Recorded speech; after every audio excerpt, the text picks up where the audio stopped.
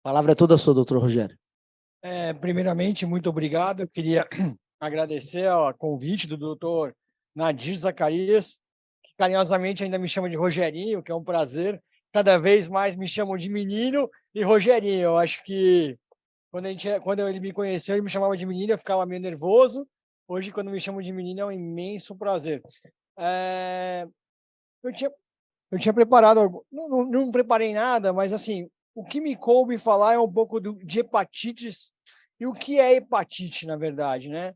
Hepatite é tudo que agride o fígado, seja excesso de álcool, seja gordura no fígado, pode causar um dano hepático, e o que o Rotary está envolvido nas hepatites virais. As hepatites virais, a gente tem as agudas, que a pessoa vai ter hepatite, a hepatite vai curar e o vírus vai embora e não vai deixar sequela.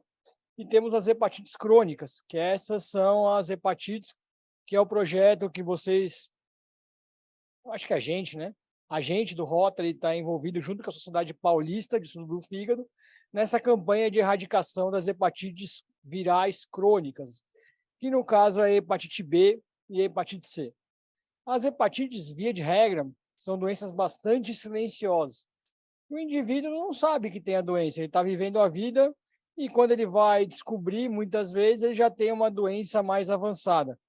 Eu não sei, eu acredito que aqui no clube todos já fizeram uma sorologia, seja de hepatite B, seja de hepatite C.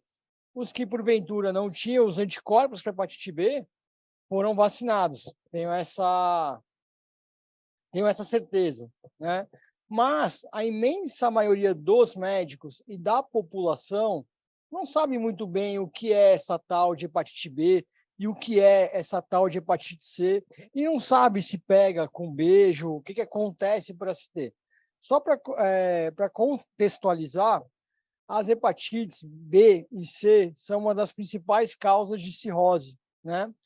Qualquer doença do fígado, seja ela qual for, o dano que ela vai causando pode causar cirrose. E a hepatite B e a hepatite C, elas são causas bastante importantes. E são bastante preveníveis. Assim, nossa, mas como é que eu vou prevenir se o indivíduo pegou hepatite B ou hepatite C? Simples, indo no médico e fazendo uma sorologia.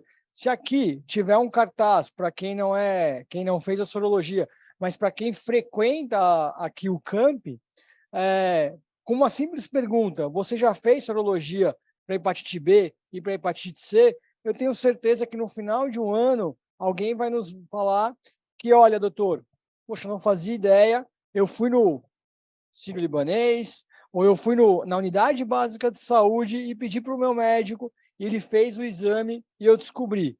Por que isso é importante? Porque a hepatite B tem vacina, né? Para quem nunca teve contato, pode se vacinar. E para quem tem a doença, ela pode ser tratável. Toma-se uma pílula uma vez ao dia e se controla a doença. E a hepatite C, que quando o doutor Zacarias me conheceu, lá em 2000, no servidor, que era terrível, a gente tinha um tratamento que eu costumava brincar que se não matava o vírus, matava o paciente, né? Que tinha bastante efeito colateral, que a gente tinha 30% no máximo de chance de cura. Hoje, a gente tem perto de 95%, com uma pílula por 3 meses. Então, quando o indivíduo me procura desesperado e fala, doutor, eu achei hepatite C, eu falo, nossa, que bom, né? Vamos pegar e vamos tratar. Porque você trata o indivíduo praticamente não tem efeito colateral nenhum e ele vai ser curado. Hoje, diferente do que foi há 20 anos atrás, eu não sei o que vocês viveram, o que vocês ouviram, hoje tem muitos colegas que ainda falam que hepatite C, que é o foco maior, não tem cura. Hoje ela é facilmente curável. Hoje a maior barreira, a maior problema no nosso maior desafio é achar os indivíduos que têm a doença e não sabem. Então, hoje eu sou presidente da Sociedade Paulista de Hepatologia. O meu maior desafio em relação às hepatites virais é chegar de porta em porta e conseguir fazer teste em cada indivíduo. Porque a gente pode falar assim, vamos só testar quem tem fator de risco. Quem tem fator de risco são as pessoas que foram hemotransfundidas, tomaram sangue antes de 1988, onde não se conhecia o vírus. Mas não é incomum no meu consultório pingar, a frase é essa, pinga, aparece um paciente aqui, um paciente ali que ele não sabia. Então, essa interface ou essa campanha do Rotary, eu posso dizer que acho que em cooperação com a BPH, né, Alexandre, Humberto, eu trabalhei com eles lá, eu era o médico da associação, eu certamente posso, eu não gosto muito de falar que eu fiz, né, mas eu posso bater no peito que ali na associação, com um recurso pequeno, a gente curou com certeza mais de 1.000 pessoas. Por quê? O cidadão estava andando no metrô, né? Ele ia lá para o jogo do Corinthians, jogo do Palmeiras, e aí, porra, estão fazendo uns testes. Aí ele pergunta: é diabetes, doutor? Eu falei: não, é hepatite, vamos testar. Aí ele faz o teste, acha a hepatite C e a gente diagnostica numa fase precoce. Então, eu não preciso esperar o indivíduo ter sintoma, porque uma vez que o indivíduo tenha sintoma, ele já está com uma doença mais avançada, ele já tem cirrose. Vocês leram o meu currículo, aí parece que eu tenho currículo pra caramba, né? Então, quando ele tem muita currículo, começa a ter história. Mas eu que mexo bastante com transplante de fígado, com um simples teste, que é a campanha Hepatite Zero, a gente vai evitar um dano para a família, vamos poder transplantar outras pessoas, fazer melhor com esse órgão. Por quê? Porque eu estava passando na rua, fui lá, fiz um teste e diagnostiquei esse paciente numa fase precoce. Então, diferente de 20 anos atrás, o problema não é tratar. Tratar hoje é super simples. Eu dou um comprimidinho, é a coisa mais fácil. O maior problema, isso não é no Brasil, não. Fala assim, Brasil, a gente é país subdesenvolvido, terceiro. Não, não, não. Isso aí é uma realidade mundial.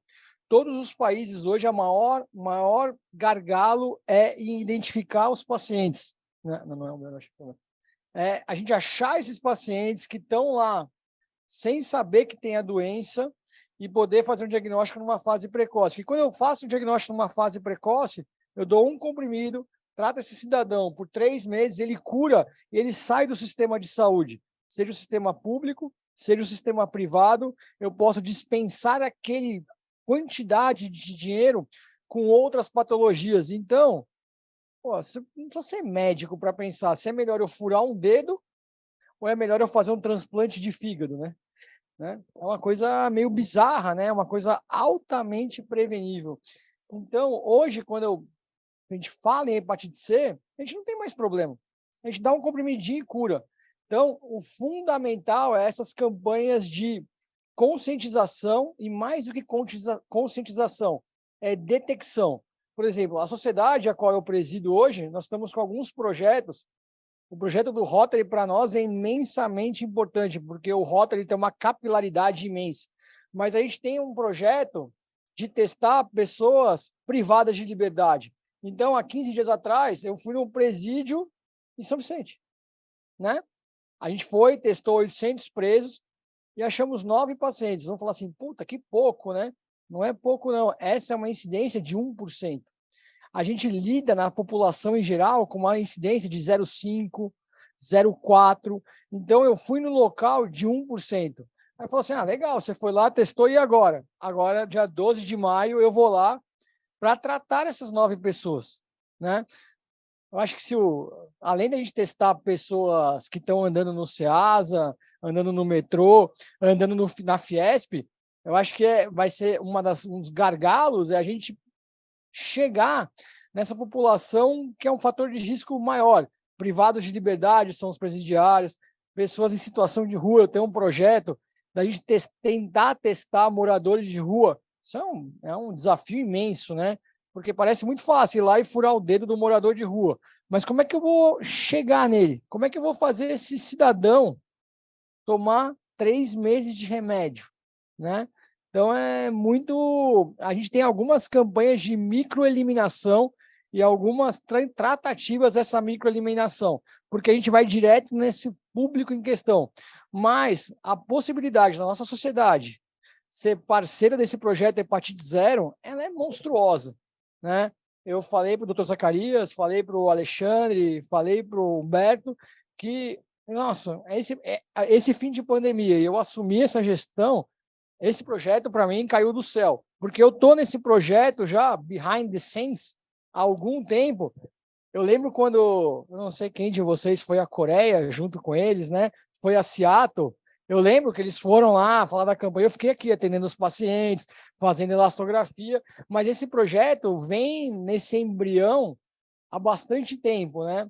E para mim foi um presente, na época que eu sou presidente da sociedade, eu poder andar junto com, com esse projeto do Rotary, para mim foi um grande presente, e eu sou grato, né? Porque eu ter essa oportunidade de lidar, na minha gestão, poder mostrar para a nossa sociedade médica que com a sociedade civil a gente pode fazer muito mais, é muito melhor. Então, hoje, o recado eu diria, para vocês que forem perguntar lá, eu sei, estava conversando, tem dentista, advogado, o Colégio Rio Branco, todo mundo. Eu acho que se vocês puderem, se não fizerem nada do que eu falei, chegarem para as pessoas da casa de vocês, falar assim, um maluco lá do médico, falar que tinha que fazer teste de hepatite. Vocês já testaram? Eu tenho certeza que se vocês puderem fazer isso, hoje eu já ganhei meu dia, minha semana, e a gente vai ter feito a diferença. Porque se a gente não fala, é uma coisa burra, parece que não, né? Ah, doutor, todo mundo sabe o que é hepatite. Às vezes eu estou por aí, nessas campanhas no metrô, que tem um monte de foto ali, falo assim, doutor, essa hepatite aí pega no ar? Não, não pega. Pega na água? Não, não pega. Ou o lado inverso, né? Falo assim, doutor, poxa, a minha mulher quer separar de mim. Eu peguei hepatite C. Ela falou que eu estou tendo um caso extraconjugal, não é possível, eu nunca traí minha mulher. Eu falo, não, senhor é mentiroso. Brincadeira, não falo isso não. Eu, porque falta informação. A hepatite C não é transmitida sexualmente, né?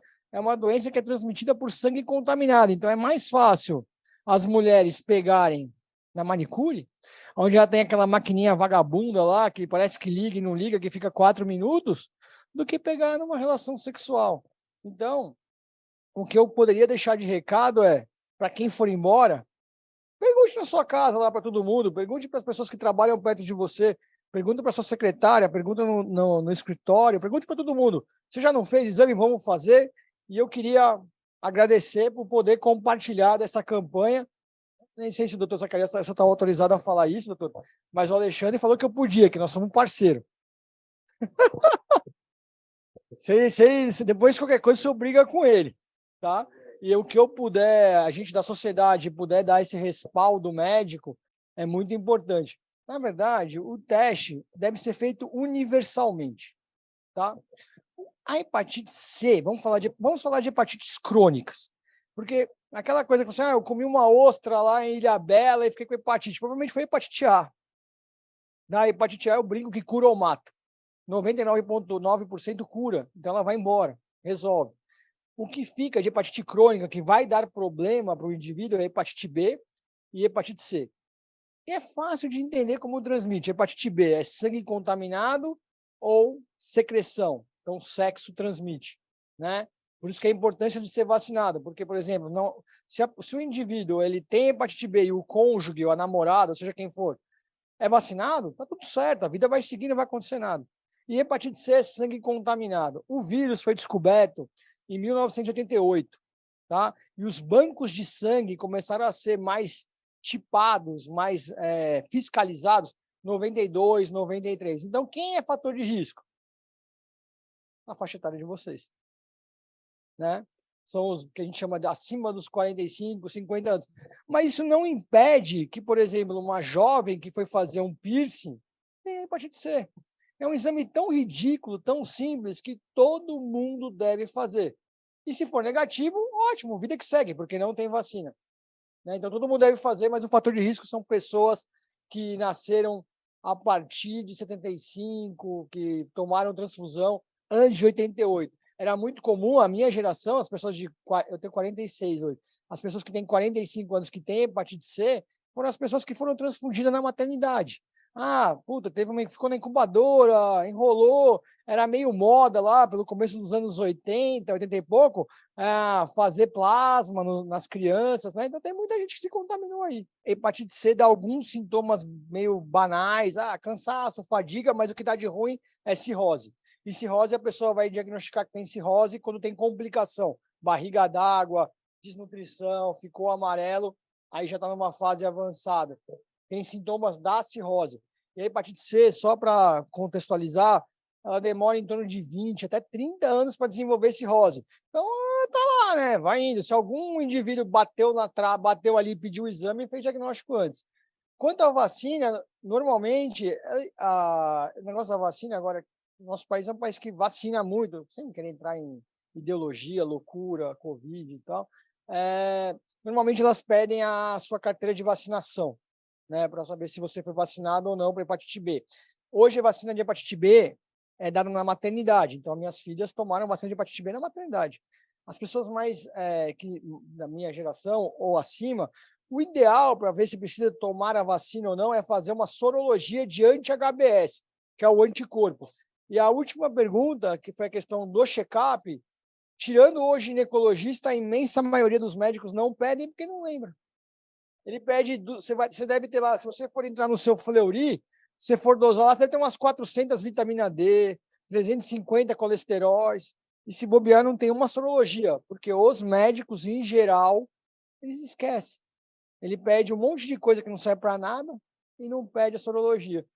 Isso a sociedade estão batendo nisso há muito tempo. Existe uma resolução do Conselho Federal de Medicina que você deve dosar para todo mundo sorologias de hepatites virais, sífilis e HIV, mas é água mole e pedra dura. Se o Rotary puder ajudar, vai ser ótimo. E aí aí a senhora vai no meu consultório quando algum pediu por algum motivo, fui fazer uma cirurgia plástica, o plástico pediu um monte de exame. Achou hepatite C, né? Então, isso é super comum. Existem campanhas do Ministério da Saúde e tal, mas vocês provavelmente nunca ouviram falar, né? A sociedade tem o braço curto, infelizmente. Ela briga para isso. Se você for olhar a Sociedade Brasileira de Hepatologia, nós somos em 1.200, é muito pequenininho, né? Para esse Brasilzão grande. A Sociedade Brasileira de Infectologia também busca fazer isso. Mas isso é um trabalho de formiga, né? Água mole e pedra dura, né? Água mole e pedra dura. Se a gente conseguisse conscientizar os médicos, seria fabuloso. Qualquer pessoa que vai no posto de saúde, o exame é ridículo, custa barato, né? Não precisava furar dedo, né? Por exemplo, o cara vai fazer concurso público, tem que fazer sorologia, né? Para ser admitido no serviço público, precisa fazer. Mas é água mole e pedra dura. Isso é um trabalho que parece besteira, mas é assim. Gordura no fígado é um problema mundial.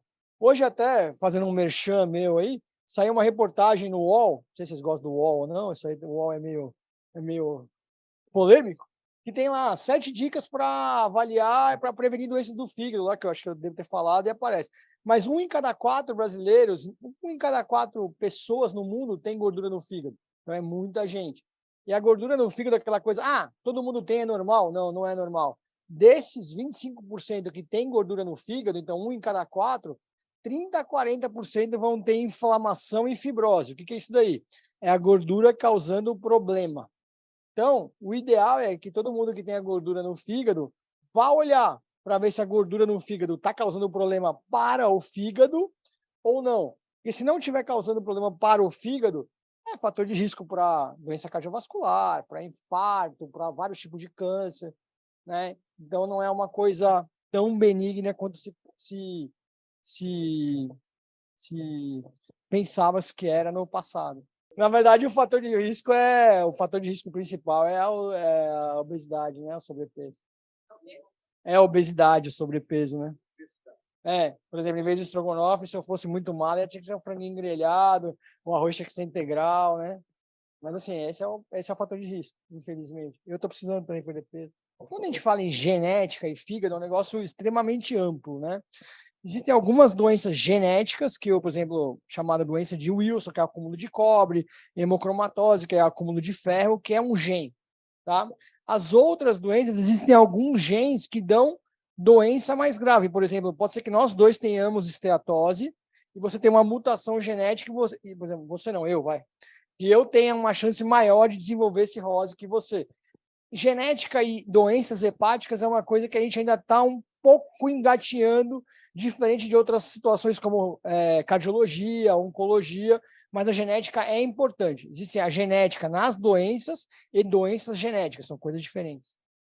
Quando a gente fala em doenças do fígado, seja qualquer uma que for, o evento que ela vai gerar chama cirrose.